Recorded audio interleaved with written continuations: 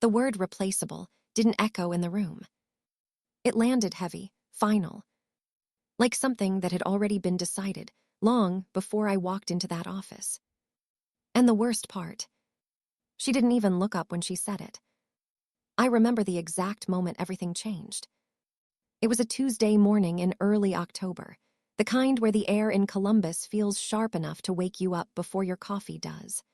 I sat across from Melissa Grant's glass desk, watching her flip through 5 years of my life like it was a takeout menu she wasn't planning to order from. 5 years. Late nights. Missed birthdays.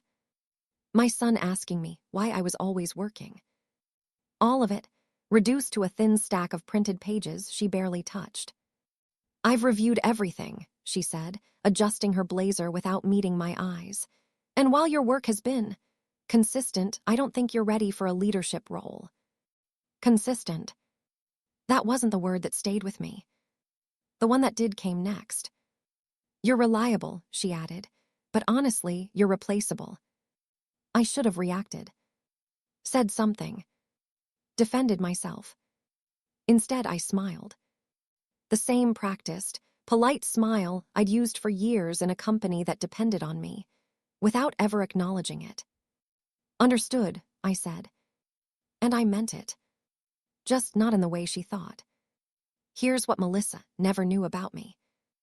I had applied for that director role 9 months before she told me I wasn't ready for it. 9 months of watching job boards, of quietly updating my resume, of talking myself out of leaving every single time because I believed in the work. Not the company, not the paycheck, the work. And somewhere along the way, I had made the mistake of trusting Melissa with that. About a year into our working relationship, she'd pulled me aside after a late night. The office was empty. The fluorescent lights had gone into their dim after-hours mode. She'd poured us both a cup of stale coffee and said, in the most sincere voice I'd ever heard from her, "Becca, I see you. I want you to know that. When I move up, you move up with me." I had believed her. That was the mistake that cost me years. Because Melissa did move up. She just didn't take me with her. She took my ideas, my frameworks, the client relationships I built from scratch. She packaged them in her voice, her confidence, her MBA-polished presentation style, and she walked them into every boardroom I was never invited to. And I let her. Because that's what loyalty felt like to me back then. In the parking garage, I sat in my car longer than I needed to. The engine was running, but I wasn't going anywhere yet. I stared at myself in the rearview mirror, searching for disappointment, for frustration, for something. But all I saw was calculation. That should have scared me. It didn't. What did scare me, just a little, was the text message I found when I finally looked at my phone. It was from Jordan Taft, my old coworker, a good man who had left Northbridge 2 years prior because, in his words, "This place doesn't reward the people who actually do the work." His message read, "Hey, heard Melissa got passed over for the VP slot. Rumor is they're looking externally. You should throw your name in. Seriously, Becca, you run that place." I read it twice. Then I put my phone face down on the passenger seat. And I made 2 decisions. I canceled my upcoming vacation. And I stopped fixing things no one else even knew were broken. My name is Rebecca Sloan. And until that morning, I was the invisible backbone of Northbridge Logistics. Not the face, not the voice, but the one who made sure everything worked. When I joined the company 6 years ago, the operations department was a mess. Not the kind you could clean up in a week. The kind that had been ignored for years. Systems that didn't talk to each other. Client files scattered across outdated databases. Processes held together by guesswork and crossed fingers. The previous operations lead quit without notice. No handover, no documentation, nothing. I inherited chaos. And I stayed. For 3 straight months, I worked past midnight, rebuilding everything from scratch, mapping workflows, tracking patterns, fixing problems before they became disasters. I created guides, hundreds of pages, detailing every process, every contingency, every hidden issue no one else even noticed. Color-coded, indexed, simple enough for anyone to follow. Except no one ever tried. Because they had me. Melissa didn't need to understand the system. She had someone who did. "You're amazing at what you do," she'd say during reviews. And then give me a raise just small enough to keep me quiet. I accepted it. Because I believed something that, looking back, feels almost naive. That hard work eventually speaks for itself. But there's something I never told anyone, not even Jordan. 6 months before the Replaceable conversation, I had a private call with John Mark, the VP of Operations at Halstead Distribution, our biggest client. John was blunt. He told me that the reason Halstead had renewed their contract, not once, not twice, but 3 consecutive times, was specifically because of me, not Northbridge, not Melissa, me. "We almost walked 2 years ago," he said. "You remember that April crisis, the inventory collapse?" I remembered it perfectly. I had fixed it in 72 hours, alone, over a holiday weekend. "Melissa presented the resolution to our board," he continued, "but I knew it wasn't her. I've been in this business 20 years. I know who's doing the work. And Rebecca, it's you." He had offered me a job that day. I had turned it down. Out of loyalty. To a woman who would call me replaceable 6 months later. The experiment. I should have seen it coming. The company's biggest client, Halstead Distribution, was my responsibility.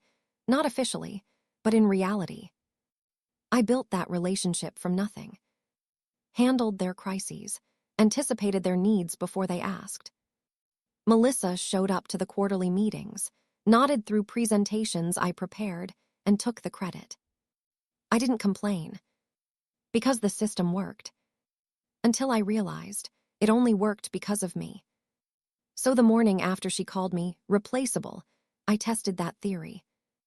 I arrived at 9:00 a.m. Exactly 9:00. Not 7:30. Not early. Not helpful. Just on time. I didn't prepare her briefing notes. Didn't summarize overnight reports. Didn't flag potential issues. I answered emails addressed directly to me. Ignored the rest. And when a supplier delay triggered a scheduling conflict, I didn't fix it. I forwarded it. "Procurement should handle this," I wrote. Which was technically true. Just not what I used to do. By noon, people noticed. "Becca, did you see the Halstead update?" Chris from finance asked. "I did," I replied. And kept typing. He lingered. Waiting. "Are you going to handle it?" I looked up. That's actually outside my role. The confusion on his face said everything. Because for years, my role had been everything. At 3:00 in the afternoon, Melissa appeared at the edge of my cubicle. Not in the assertive way she usually moved through the office, like she owned every inch of air between the walls. This time she was quieter, more careful. "Can I talk to you?" she asked, glancing around to make sure no one was close enough to hear. I set down my coffee. "Sure." She sat in the extra chair beside my desk, something she hadn't done in at least 2 years, and folded her hands. "I want to apologize," she said, "for how yesterday came across. I was under pressure from the regional office. The words didn't land the way I intended." I watched her face carefully. This was Melissa at her most dangerous. Not when she was cold, when she was warm. "I appreciate that," I said. She waited for more. I didn't give it to her.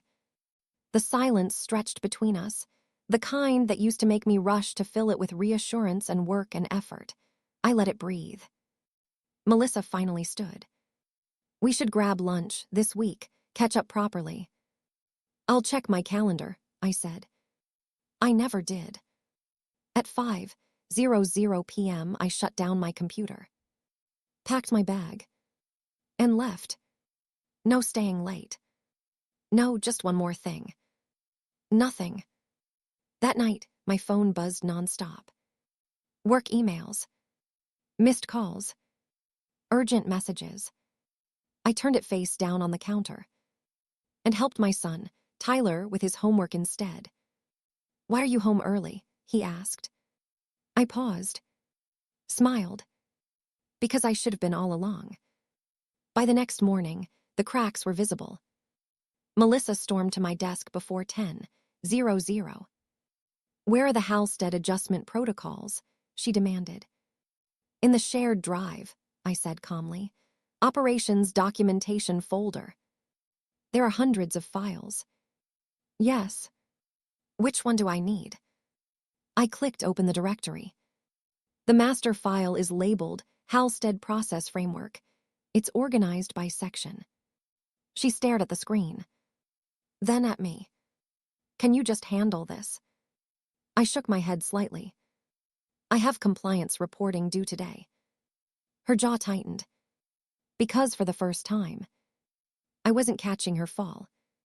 What I didn't expect was the moment that came 20 minutes later, when Melissa walked back to my desk, slower this time, and just stood there. She didn't say anything right away, just looked at the photos on my desk. Tyler at his school play, my mom and me at the lake 2 summers ago, the small potted succulent I'd kept alive for 4 years despite the terrible office lighting. "Do you remember when we first started working together?" she asked quietly. I remembered. Every detail. "You were the only person in the onboarding group who asked about the clients by name," she said. "Not the accounts, the people. You asked what John Mark's challenges were before you'd even met him." I said nothing. "I want you to know I never took that for granted." Her voice dropped lower. "I know it may have seemed that way." And there it was. The thing I had waited 6 years to hear. Landing at the exact moment, it was too late to matter. "Melissa," I said slowly, "I don't doubt you mean that." She looked up. But meaning something and doing something about it are two different things, and I spent a long time confusing one for the other.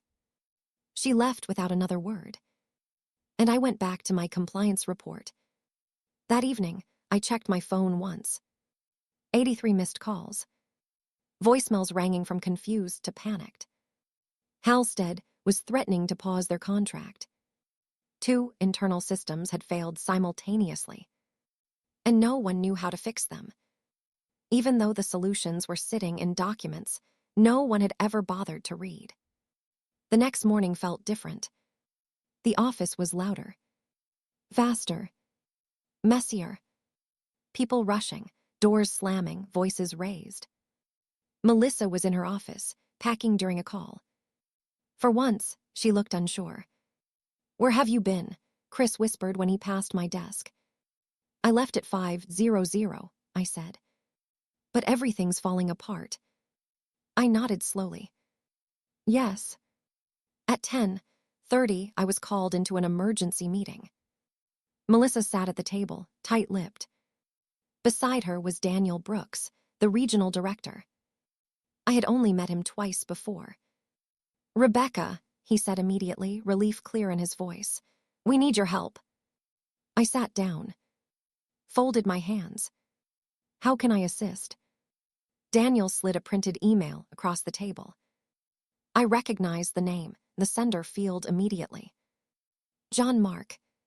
The subject line read, "Ray, Northbridge contract renewal a concern." I didn't reach for it. Daniel tapped it with one finger. "He sent this yesterday. Copied our CEO." Melissa's eyes flicked to the paper and then to me.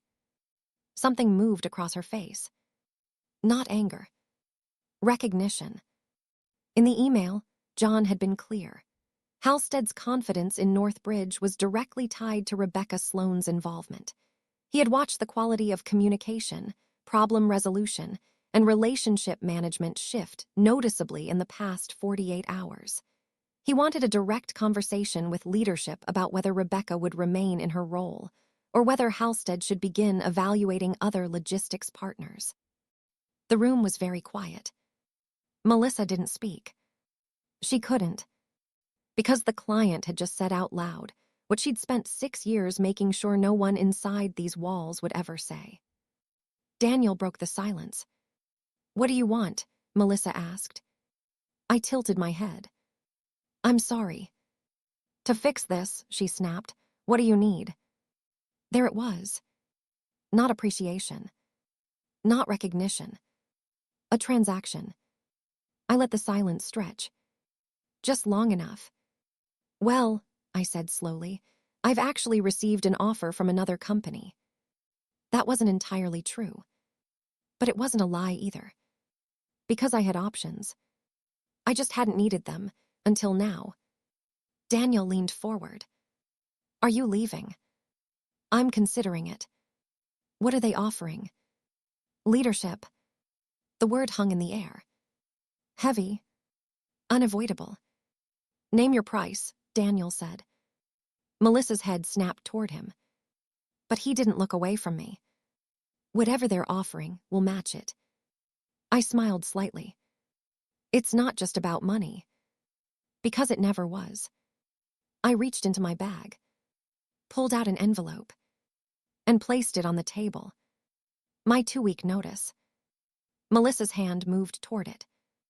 Daniel got there first. Opened it. Read it. Then closed it slowly. "This won't be necessary," he said. That's when I knew. They finally understood. What happened next wasn't revenge. It was correction. Within a week, I had a new role. Director of Operational Systems. Reporting directly to Daniel. Double the salary. Full authority over processes. And something I didn't expect to ask for. Melissa stayed. Not because she deserved it, but because I didn't want revenge. I wanted change. 2 days after my promotion was finalized, Melissa knocked on my new office door. I had the same view of Columbus she'd had for 3 years. The irony wasn't lost on me. She sat across from me, the same way I used to sit across from her, and for a long moment. Neither of us said anything. "I want to say something," she started, "and I need you to let me finish." I nodded. "I was wrong, not just this week, years of it." She paused. "I convinced myself that managing you well meant keeping you in the role you were good at. I told myself it was strategic, that I was protecting the company. But the truth is..." She stopped again. I waited. "I was protecting myself, and I used your loyalty to do it, and I'm sorry." It was the most honest thing she had ever said to me. I believed it. And I also knew it had taken a full-scale crisis for her to find the words. "Thank you," I said, and I meant it. We never became friends after that. But we became something more useful. Honest. 3 months later, everything looked different. The chaos was gone. The systems worked because now people actually understood them. Employees who had been overlooked were promoted. Processes were transparent, efficient, sustainable. One evening, I left the office at 5:00.